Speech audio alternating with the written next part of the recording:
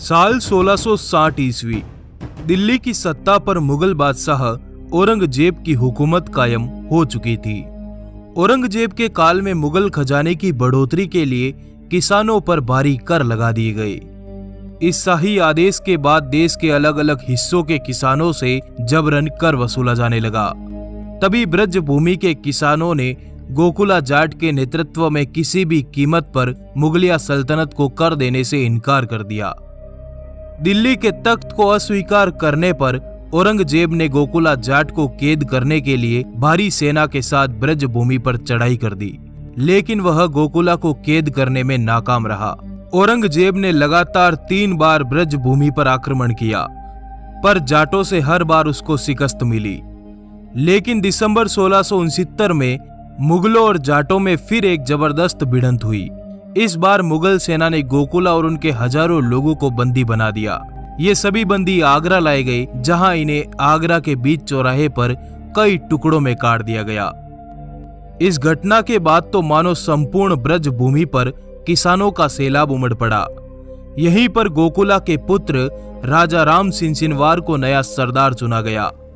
राजा Ram Singh Sinwar ने एक सेना का निर्माण किया और 1688 में आगरा के निकट सिकंदरा पर आक्रमण करके अकबर के मकबरे को लूटकर अपने पिता गोकुला जाट की मौत का बदला लिया। इस हमले में जाटों ने मुगलों की बेशुमार दौलत को अपने कब्जे में ले लिया। धीरे धीरे जाटों का रुतबा बढ़ने लगा, उनके नाम की पहचान होने लगी। बदलते दौर में राजा राम सिंह सिनवार के पुत्र बदन सिंह ने आगरा के मुगल थाने पर आक्रमण करके ब्रज के एक बड़े इलाके पर अपना दबदबा कायम कर लिया। तभी जन्म हुआ जाटों के नायाब सितारे का, जिसने अपने शौर्य के ताप से भरतपुर में एक नए साम्राज्य का निर्माण किया, जिसका नाम था सूरजमल। सूरजमल बचपन से ही बड़े वीर, बुद्धिमान और गुस्सैल स्वभाव के थे। छोटी सी उम्र में ही सूरजमल ने मेवात के मेवों पर आक्रमण करके मेवात पर कब्जा कर लिया। 1732 में पिता के आदेश से सूरजमल ने डीग के सोगरियों पर आक्रमण करके डीग सहित एक बड़े इलाके को जीत लिया। इसी समय इस विराट विजय के बाद सूरजमल ने भरतपुर में लोहागढ़ किले का निर्माण करवाया, जहां विधिवत रूप से महाराजा श्री सूरजमल का राज्याभिषेक किया गया। यह वही सूरजमल है जिसने दिल्ली के बादशाहों को 1 महीने तक दिल्ली में कैद कर दिया था। जाटों के अफलातून के नाम से मशहूर महाराजा सूरजमल ने दिल्ली के अकूत मुगल खजाने को अपने कब्जे में ले लिया। बागड़ू की लड़ाई में 7 राज्यों की सेनाओं को एक साथ पराजित करके अपनी धाक कायम कर दी। ब्रज के यह पहले शासक थे जिन्होंने मुगलों को अपनी शर्तें मानने पर मजबूर कर दिया। पानीपत युद्ध के बाद मराठों की सहायता के लिए अपने खजाने खोल दिए। वो बड़ा वीर, धीर, गंभीर था, जिसके शासनकाल में जनता के सुख वैभव को 4 चांद लग गई। डीग भरतपुर के मैदानों से लेकर गंगा की घाटी तक और मेवात रोहतक से लेकर चंबल की दरारों तक के विशाल साम्राज्य पर महाराजा सूरजमल की हुकूमत थी। वो 2 हाथों में तलवार लेकर दुश्मनों पर काल बनकर टूट पड़ता। ब्रज के हिंदुओं का गुमान था वो, 80 युद्धों का विजेता था वो, जिसके कारण उसे अजय योद्धा माना जाता है।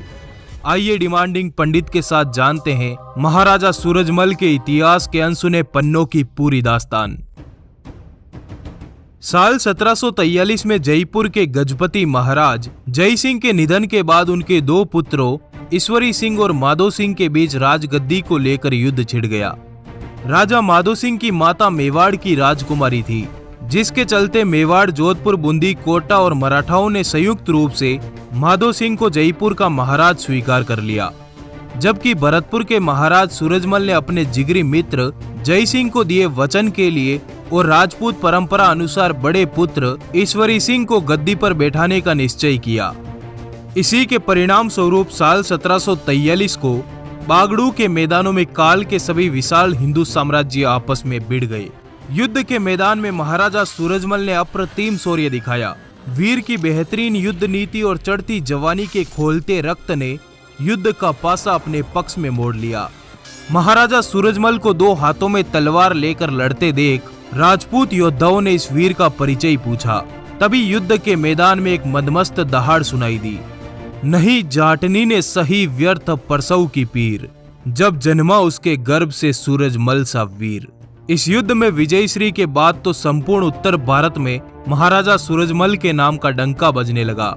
महाराजा ईश्वरी सिंह का जयपुर की गद्दी पर राज तिलक करवाकर महाराजा सूरजमल भरतपुर की तरफ निकले, जहां संपूर्ण ब्रज भूमि महाराजा सूरजमल की जयकारों से गूंज उठी। लोगों को ब्रज के इस चमकते सितारे में अपना हिंदू योद्धा नजर आने लगा। इस भव्य जीत के बाद महाराजा सूरजमल ने अपने राज्य विस्तार के लिए अपनी सेना को संगठित करते हुए भयानक युद्धों का शंखनाद किया। उन्होंने ब्रज भूमि से मुगलों का नामो निशान मिटाने की कसम खाई। जल्द ही महाराजा सूरजमल ने रेवाड़ी, नीमराना, मथुरा, मेवात और गुरुग्राम के किलों को फतेह करके अपने राज्य की सीमाओं को दिल्ली के दरवाजे तक मजबूत कर दिया। इस समय दिल्ली की गद्दी पर मुगल बादशाह अहमद शाह बहादुर की हुकूमत थी। अहमद शाह ने महाराजा सूरजमल की इस बढ़ती ताकत का जवाब देते हुए अपने वजीर मीर बख्शी के नेतृत्व में एक विशाल फौज को सूरजमल को काबू में करने के लिए भेजा। 30 दिसंबर सन 1749 को मीर बख्शी अपनी विशाल मुगल सेना के साथ जाटों के इलाके में घुस गया। मीर बख्श मेवात को लूटकर आगे बढ़ा और नीमराना के किले पर अधिकार कर लिया। जीत के गुमान में मीर बख्श अपनी सेना के साथ सराय के निकट आ धमका। जल्द ही महाराजा सूरजमल ने भी अपनी तलवार कस ली। ये दिन हिंदुओं का नववर्ष था। महाराजा सूरजमल ने मां केला भवानी की पूजा करके अपने सेनापतियों को युद्ध का मोर्चा संभालने के लिए भेजा। महाराजा के सरदारों ने आगे बढ़ रही मुगल सेना के 2 सेनापतियों को मार दिया। तभी महाराजा सूरजमल भी अपनी सेना के साथ मैदान में उतर गए। देखते ही देखते मीर बख्श की विशाल फौज को चारों तरफ से घेर लिया गया। मीर बख्श की संपूर्ण सेना अब सूरजमल के वश में थी। 3 दिन तक महाराजा ने मीर बख्श को घेरे रखा। अंत में उसने घुटने टेक दिए और जाटों के इलाके खाली करने के साथ हर्जाना देने का भी वचन दिया। सूरजमल की मुगलों पर प्रचंड जीत की ये खबर संपूर्ण राजपुताने में फैल गई। सर्वत्र सूरजमल के नाम का रौब पड़ने लगा, क्योंकि सूरजमल ने आज दिल्ली के तख्त को झुका दिया था। वीर की इस बढ़ती ताकत ने सेना में जोश भर दिया। इसी समय दिल्ली के बादशाह अहमद शाह ने अपने वजीर सफदरगंज को पद से हटाकर उसकी सभी जागीरें जब्त कर ली। सफदरगंज ने अपने एहसान फरामोश बादशाह को सबक सिखाने के लिए अपने अजीज मित्र सूरजमल से सहायता की गुहार की। मित्र की पुकार पर मई सन 1553 में महाराजा सूरजमल ने दिल्ली पर चढ़ाई कर दी और दिल्ली के नवाब गाजीउद्दीन की सेना पर प्रचंड आंधी के समान टूट पड़े।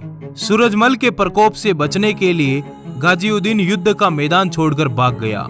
छात्र धर्म की धरती वीर जना करती हैं। तलवार हो सूरजमल सी, वो दिल्ली फतेह करती हैं।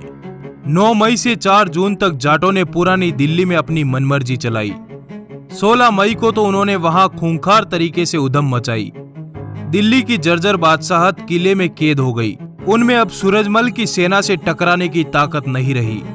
इस दिन को इतिहास में दिल्ली विजय के नाम से जाना जाता है। अंत में खान सफदरगंज को अवध और इलाहाबाद की जागीरें वापस लौटा दी गई। तब जाकर सूरजमल का क्रोध शांत हुआ। दिल्ली की हार का बदला लेने के लिए नवाब गाजीउद्दीन ने दक्षिण के वीर मराठाओं को राजा सूरजमल के खिलाफ भड़काना शुरू कर दिया। उसने मराठा सरदार मल्हार राव होलकर को सूरजमल पर आक्रमण करने के लिए न्योता दिया, जिसके परिणाम स्वरूप मल्हार राव ने अपनी सेना के साथ कुम्हेर के किले पर चढ़ाई कर दी। तभी कुम्हेर के किले के तोपचियों ने तोप चला दी, जिससे मल्हार राव के वीर पुत्र खंडेराव शहीद हो गए। अपने पुत्र की मृत्यु के शोक की आग में मल्हार राव गुस्से से तप उठे। उन्होंने अपनी सेना को आगे बढ़ाया।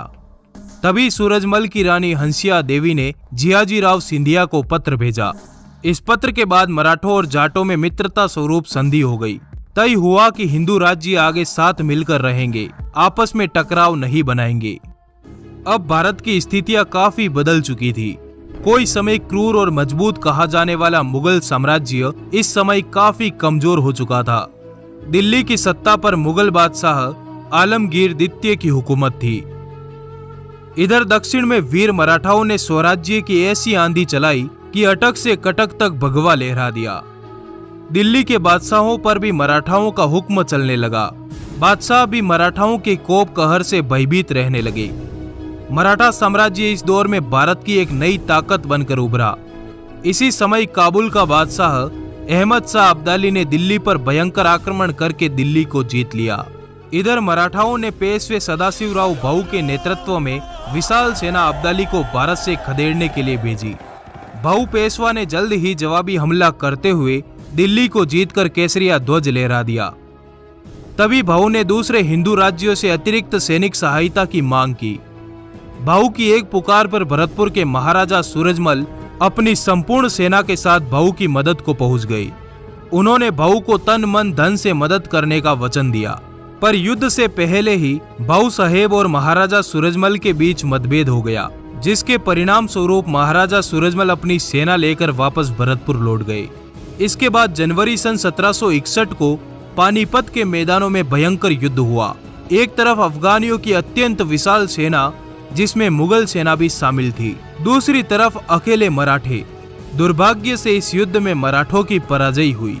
इस युद्ध के बाद हारे हुए मराठा वीरों के लिए महाराजा सूरजमल ने अपने किले के द्वार खोल दिए।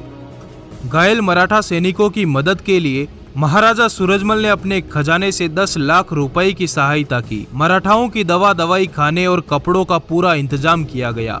इधर पानीपत में अफगान और रोहेलों की जीत जरूर हुई, पर मराठाओं ने उनकी कमर तोड़ दी थी। तभी महाराजा सूरजमल ने अपनी सेना तैयार करके आगरा को फतेह कर लिया। आगरा के किले को जीतने के बाद महाराजा ने हरियाणा के बलूचियों पर दावा बोलकर वहां के नवाब को कैद कर दिया। हरियाणा के फरुख नगर को जीतकर अपने पुत्र जवाहर सिंह को वहां का सरदार नियुक्त कर दिया। सूरजमल ब्रज की पवित्र धरा से मुगलों पर प्रकोप बन चुके थे। आगरा से लेकर दिल्ली दरवाजे तक सूरजमल के नाम की तूती बोलने लगी। दिल्ली के रोहेला सरदार नजीबुद्दौला ने सूरजमल के राज्य की सीमाओं को मानने से इनकार कर दिया, जिसके बाद एक बार फिर महाराजा सूरजमल ने दिल्ली पर कूच कर दिया। नजीबुद्दौला को अहमद शाह अब्दाली का पूरा समर्थन था। सूरजमल के दिल्ली कूच की खबर सुनकर उसने एक बार फिर अहमद शाह अब्दाली से मदद मांगी। नजीब ने अपनी सेना को तैयार करके दिल्ली के चारों ओर के फाटक बंद कर दिए। इधर महाराजा सूरजमल के एक आदेश पर 10 गांवों के जाट एक होकर महाराजा की सेना में शामिल होकर दिल्ली को घेर लिया। जाटों की सेना दिल्ली के निकट यमुना और दोआब के मैदानों में थी और शाही सेना दिल्ली नगर की 4 दीवारी के अंदर थी। उसी समय महाराजा सूरजमल केवल 30 घुड़सवारों के साथ शहर का द्वार तोड़कर विशाल शत्रु सेना के बीच में जा पहुंचे, जहां युद्ध लड़ते हुए वीर गति पा गए। महाराजा की मृत्यु के बारे में इतिहासकारों के अनेक अलग अलग मत हैं, पर जो भी हो 56 साल की उम्र में हिंद धरा का वीर सपूत दुनिया से विदा हो गया।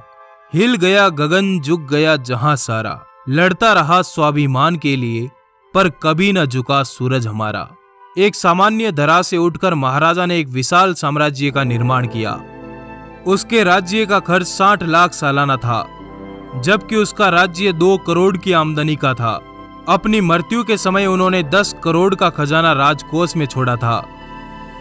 उसकी सेना में प्रत्येक जाति का सैनिक लड़ता था। उसके किले को आज तक कोई नहीं जीत पाया। छोटे बड़े 80 युद्धों का विजेता था वो परम स्वाभिमानी कृष्ण भक्त था, जिसको गायों से अत्यंत प्रेम था, जिसने अनेकों मंदिरों का निर्माण करवाकर खुद को इतिहास के पन्नों में अमर कर दिया। महाराजा सूरजमल के बाद जवाहर सिंह जटवाड़ा साम्राज्य के राजा बने। धन्यवाद दोस्तों, इस वीडियो को लाइक जरूर करें। आपका आभार, धन्यवाद, जुड़े रहिए।